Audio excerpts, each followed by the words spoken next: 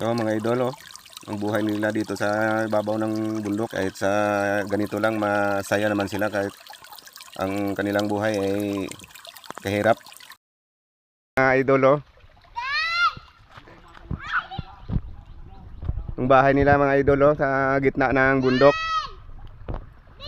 Puntahan natin. Tao po. Gitna ng bundok. Ang mga bata yan mga idol. Ang kanilang lulutuan dito po sa ilalim ng bahay po. Kawawa naman sila.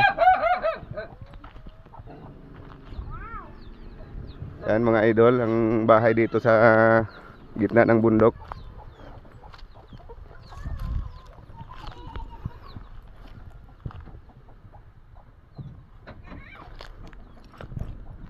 Tingnan mo mga idol, wala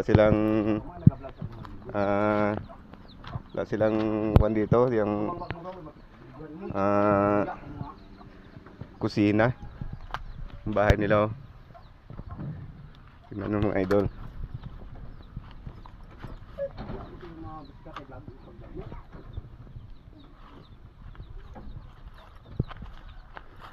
Yan, walang kapitbahay dito.